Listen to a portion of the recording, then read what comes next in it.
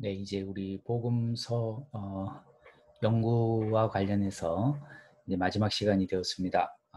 우리 이제 14주차 마지막 시간을 저희가 맞이해서 이제 제가 사실 이 복음서 연구할 때는 이제 이걸 거의 강의를 따로 하진 않습니다. 이전의 경우를 보자면 근데 우리 지금 이 코로나로 인해 가지고 우리가 지금 이 복음서 연구를 음, 온라인으로 지금 강의하는 이제 이런 상황에서 제가 여러분들에게 장단점이 있겠지만 정말 꼭 이 부분은 우리 지금 공부하시는 복음서 연구를 공부하시는 여러분들에게 이걸 제가 여러분들로 하여금 좀 강의를 하면 복음서를 보는 눈이 굉장히 또 신약을 보는 눈이 굉장히 넓어지겠다 하는 그런 생각을 제가 하게 되었습니다. 그래서 앞에 있는 강의를 제가 조정을 좀 했고 강의 스케줄을 그리고 이제 복음서 해석을 우리가 어떻게 할 것인가 이 해석 문제로 이제 들어가서 여러분들에게 강의를 하고자 합니다. 그래서 오늘 지금 이번 주에 할 이 강의 내용은 여러분들의 그 신약을 보는 눈을 좀 더 넓혀주는 아주 긍정적인 부분의 내용들이 굉장히 많을 겁니다. 그래서 제가 아예 강의안을 전체적으로 다 올렸어요. 여러분들이 아주 좋은 자료로 좀 삼으시라고 올렸으니까 잘 보고 이해하시기를 바랍니다. 자, 우리가 복음서를 해석하는데 복음서를 우리가 어떻게 해석할 것인가 하는 부분들, 이제 복음서 해석 방법이죠. 복음서를 이제 큰 틀에서 복음서 어떻게 해석할 것인가와 관련해 가지고 제가 여러분들에게 이제 세 개를 소개를 해 드리려고 합니다. 하나가 이제 저자 중심의 해석법. 이게 뭔가 이걸 이제 저희가 살펴보고요. 그다음에 쭉 내려가면 이제 본문 중심 해석법이라고 하는 것이 있는데 이게 뭔지. 그다음에 독자 중심 해석법이라고 하는 것이 뭔지. 상당히 이제 고급 해석 이해입니다. 이건 기본적으로 알아야 될 내용이면서도 많은 분들이 이렇게 많이 알지 못하는 그런 상황이죠. 그래서 이 세 가지와 더불어서 이제 복음서 해석과 관련된 부분에 있어서 몇 가지 이제 접근 방법들이 있는데 여러 가지 비평 방법론과 관련해서 여러분들 좀 설명 좀 드리도록 하고요. 우선은 신약의 넓게는 신약이고 이제 좁게는 복음서라고 생각하시면 되는데 이 복음서 해석과 관련된 첫 번째 저자 중심 해석법이라고 하는 것이 도대체 무엇인지에 대해서 저희가 보도록 하겠습니다. 이거는 이해하기가 다소 어렵기 때문에 우리 여러분들이 이제 제가 진행하는 속도에 맞춰서 따라오시면은 충분히 이해하실 수가 있습니다.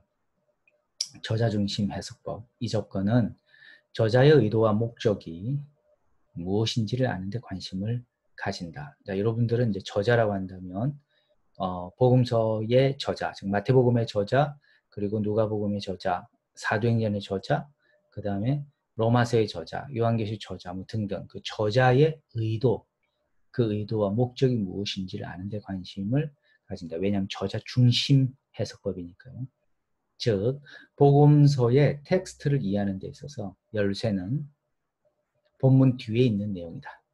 복음서의 텍스트를 이해하는 데 있어서 열쇠는 본문 뒤에 있는 내용이다. 그 본문이라고 하는 것은 우리가 읽고 있는 지금 예를 들어서 누가복음 15장이다. 그럼 그 15장이 본문이잖아요. 그 본문 뒤에 있는 내용이 무엇인가 라고 하는 것이죠. 그 본문은 일종의 창문 역할을 합니다. 그 창을 통하여 독자는 묘사된 그 복음서 안에 묘사된 역사적 세계와 그 본문의 이야기를 재구성하게 되는 거죠. 그 창을 통해서 창은 본문인데 그 본문을 통하여 독자는 거기에 묘사된 그 본문에 묘사된 역사적인 세계와 본문의 이야기를 재구성하게 된다라고 하는 것이죠. 따라서 저자가 사용한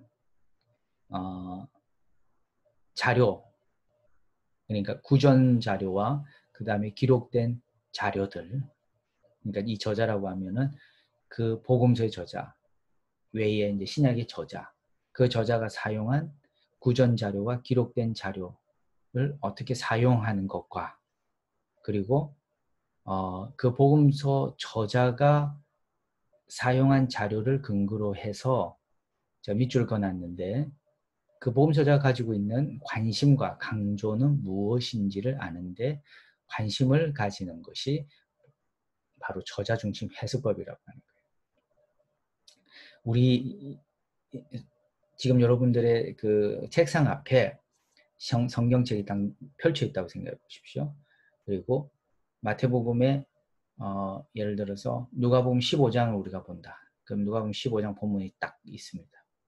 그 본문 안에 우리는 어떤 의미가 있을까 이런 생각을 하는데 그거보다도 본문은 그냥 하나의 길을 터주는 역할을 하고 그 본문 배후에 저자, 복음서 저자가 누가복음의 저자가 무엇에 관심을 가지고 무엇을 강조하려고 하는가 라고 하는 여기에 관심을 가지면서 접근한다라고 하는 것이죠. 이게 바로 저자 중심 해석법이라고 하는 겁니다. 자, 여기서 이제 제가 장단점을 여러분에게 다 말씀 좀 드릴 텐데 그러나 이 접근은 어려움이 있습니다. 복음서들은 이미 오래전에 기록되었는데 우리가 저자의 의도를 알기는 쉽지 않기 때문입니다. 저자의 의도를 찾기 위해서 저자의 역사적 상황을 연구하게 되는데 이 역사적 상황을 정확히 알아내는 것이 몹시 어렵다는 것입니다. 이걸 역사 비평이라고 이렇게 이야기하죠. 역사 비평학이라고 이야기합니다. 특히 신약 성서처럼 2000년 전의 상황일 경우에는 더욱 어렵다. 그저 우리에게 남겨진 것은 그가 기록한 본문뿐이다라고 하는 거예요. 그러니까 예를 들어 마태복음 저자가 마태라면 마태가 무엇을 의도했을까? 자, 근데 그 의도한 걸 우리가 알기는 쉽지는 않겠죠. 한계가 있겠죠. 그렇다고 전혀 찾지 못하는 건 아닙니다. 나름 한계는 있다라고 하는 것이죠. 그 저자가 처한 어떤 상황을 다 이해를 해야 되는 그러한 짐도 우리가 져야 됩니다. 그렇지만은 이제 이 저자 중심 해석법이라고 하는 것은 끊임없이 저자의 의도가 무엇인가를 묻는 거죠.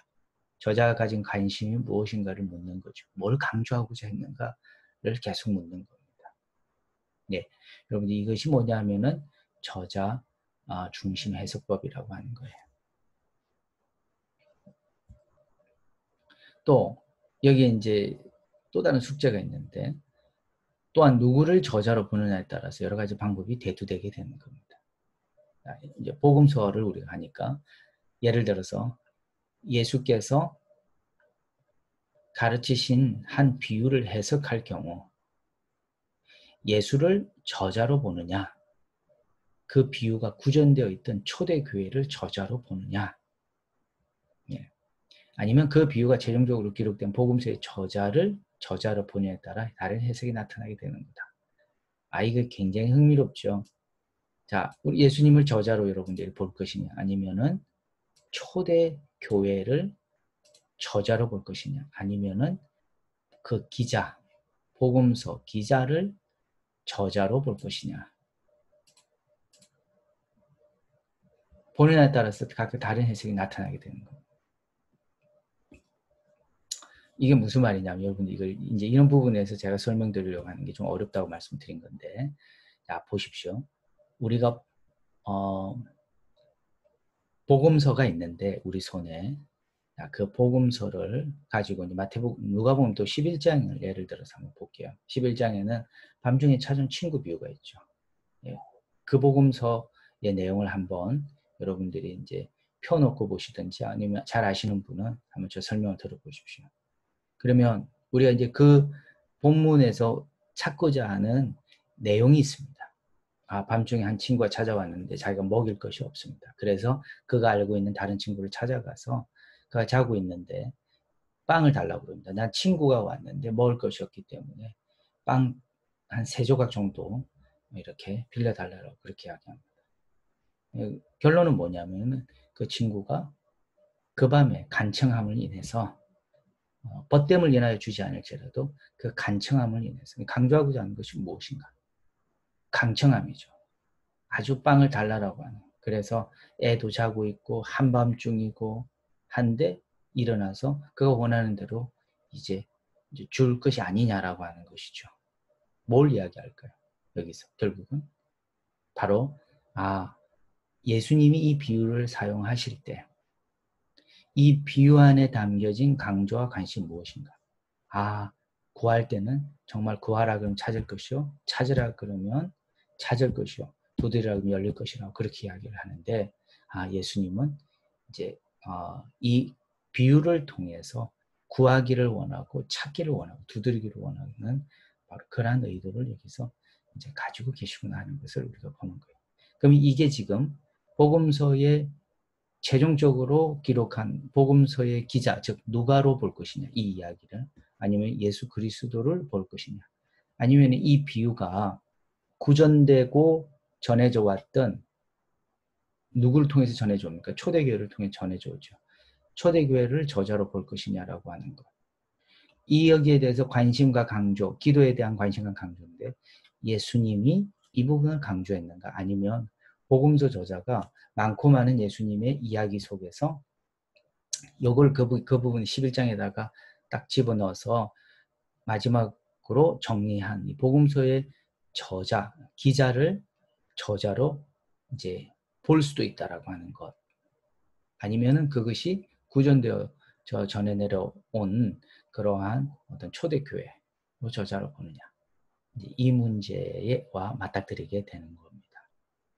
이제 누구를 저자로 보는가에 따라서 다른 해석이 나타나게 되는 거예요. 그래서 이제 우리가 이런 식의 이야기를 하죠. 예수님을 학문적인 마당에서는 그런 이야기합니다. 보통 교회에서는 이제 그런 이야기를 획일적으로 예수님이 이렇게 가르치셨다 이렇게 이야기하죠.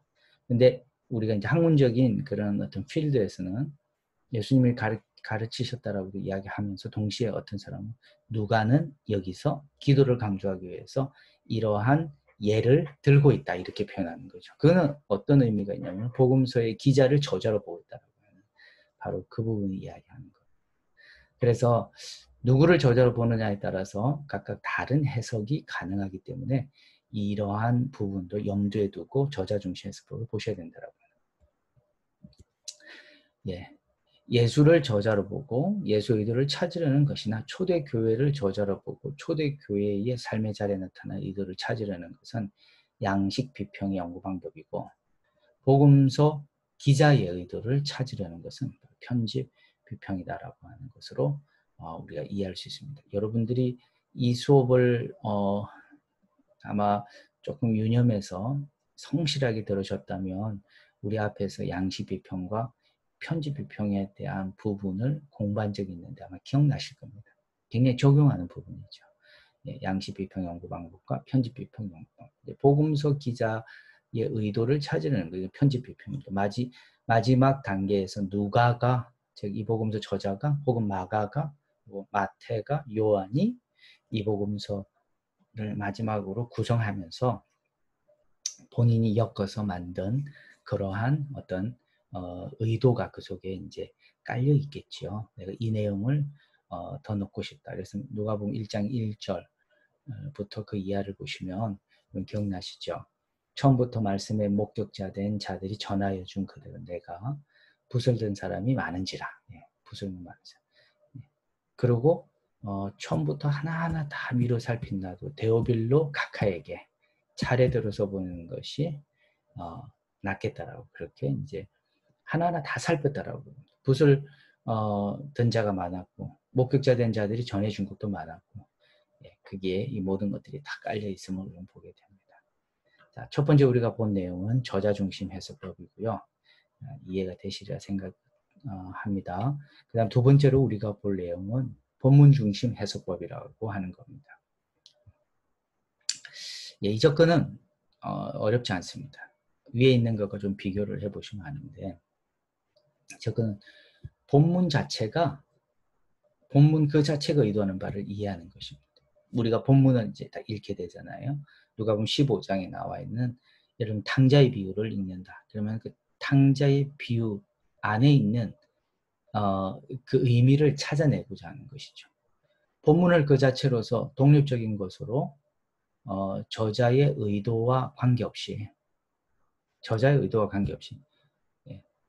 본문이 내포하고 있는 의미를 찾으려고 하는 해석 방법이다.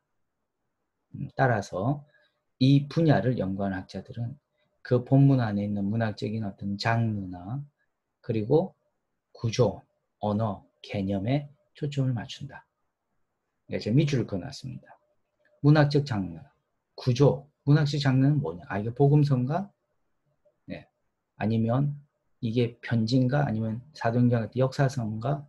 라고 하는 그 문학적 장르에 초점을 맞추고, 그리고 이제 어떤 본문이 정해졌으면 그 본문의 구조를 보는 거죠. 앞뒤 전후 문맥을 봅니다. 예. 앞에 어떤 내용이 있고 뒤에는 어떤 내용이 따르고 있는지를 이제 보는 거죠. 그리고 그 본문 안에서 이제 언어적인 어떤 핵심 내용들을 찾습니다. 그리고 무엇을 말하고자 하는가라고 하는 그 개념에 초점을 맞춥니다. 자, 예를 들면 본문 안에서 언어들이 서로 어떤 상호작용을 하는지, 혹은 본문이 어떤 구조를 가지고 있는지, 등장인물들은 어떤 역할을 하는지, 본문의 이야기 세계 안에서 각 구절들은 어떤 의미를 가지는지, 또 본문이 내포한 문학적 특징들은 어떠한지, 이런 주제들을 연구하여 본문을 해석하게 된다고 하는 것이죠. 일종의, 그렇다면 제가 예를 들어서 이 언어들이 서로 어떤 상호작용을 하는지를 우리가 이걸 한번 예를 들어서 보면, 여러분들 누가복음 5장을 한번 다 펴놓으시길 바랍니다. 누가복음 5장을 한번 보시기를 바랍니다. 누가복음 5장에 보면은 예수님이 물고기를 잡으시는 장면을 우리는 보게 되죠.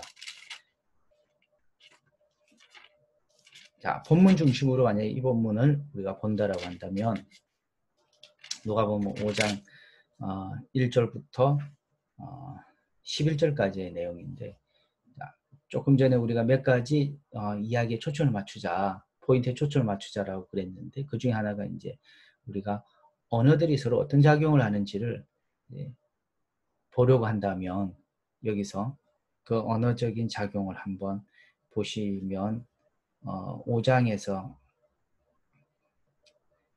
5장 5절을 보십시오. 시몬이 대답하여 가로되 선생이여 우리들이 밤이 맞도록 수고를 하였으되 얻은 것이 없지만은 말씀에 의지하여 내가 그물을 내리리다 하고, 그리한즉 고기를 애운 것이 심히 많아 그물이 찢어지는지라. 시몬이 대답했습니다. 예수님께 뭐라고 하냐면 선생이여라고 그렇게 이야기해요. 선생이여. 자, 그렇게 했는데 그렇게 불렀죠. 그런데 이렇게 이제 부르는 시점은 기적적으로 물고기가 잡히기 전이었습니다. 아직까지 예수가 정확하게 선생 정도밖에 이 베드로의 눈에는 보이지 않습니다. 근데 그렇게 그물을 내려서 고기를 엄청 잡아서 그물이 찢어질 정도가 되었습니다. 7절에 보니까 이에 다른 배에 있는 동물을 손짓하여 와서 도와달라 하니 저희가 와서 두 배 채움에 잠기게 되었더라. 시몬 베드로가 이를 보고 예수의 무릎 아래 엎드려 가로되 주여 나를 떠나소서 나는 죄인이로소이다. 이렇게 하고, 이제 이 엄청난 기적을 경험한 베드로는 예수님을 향해서 가지는 어떤 인식의 그 구조가 달라지게 되는 거죠. 어떤 한 대상을 향하는 그 생각 자체가 달라지게 됩니다. 이전에는 선생이었다가 여기서는 주여라고 바뀌는 거죠. 정확하게 헬라어에서도 큐리에라고 그렇게 적혀 있습니다. 자, 보시면 본문 안에서 언어들이 어떤 상호작용을 하는지, 이를테면 이런 것들을 우리가 찾는 것이 본문 중심 해석법이라고 하는 것이죠. 뿐만 아니라 구조, 또 어떤 개념, 문학적 장르, 뭐 이런 등등 이와 같은 것들입니다. 예, 그러니까 다른 의도, 뭐 저자 의도 이거보다도 본문 그 자체에다가 초점을 맞춰서 보는 것이다라고 합니다. 예. 본문 중심 해석법으로는 크게 두 가지가 있는데, 하나는 본문의 구조 자체에서 그 의미를 해석하려는 구조주의 비평, structural criticism이라고 이야기합니다. 구조주의 비평이라고 하는 것이 있습니다. 언젠가 계속 공부에 관심 있는 분들은 이 비평 방법론은 언젠가는 접하게 됩니다. 구조주의 비평. 하나의 본문의 그 내적 구조 자체에서 의미를 해석하는, 다른 하나는 이야기의 본문이 보여주는 이야기 세계 속에서 본문의 의미를 이해하려는 이야기 비평입니다. 서사 비평이라고 하는데, 이건 뒤에서 제가 좀 더 공부를 해볼게요.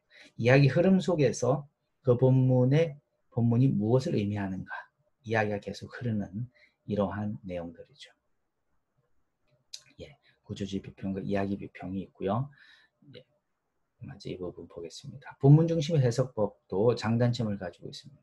장점으로는 본문의 다양한 분석을 통해 본문에 내포된 여러 가지의 의미를 파악할 수 있다는 점과 특히 본문의 이야기 세계를 보다 자세히 그리고 깊이 있게 살펴볼 수 있다는 장점이 있습니다.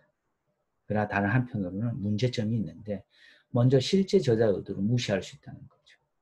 관련하여 본문 중심 해석법이 전제하는 독자가 본문의 모든 특성을 다 알고 본문을 읽을 수 있는 이상적 독자라고 할 때 본문에 어떤 특성이 있는지를 결정하는 자는 누구인가? 그것은 실제 성서 해석자인 것이다. 이 경우 이상적인 독자는 결국 개개인의 성서 해석자가 되어 성서 해석이 지나치게 주관적이 될 위험이 있다라고 하는 그 단점은 있습니다. 그러니까 마음대로 해석할 수가 있다라고 하는 것이죠.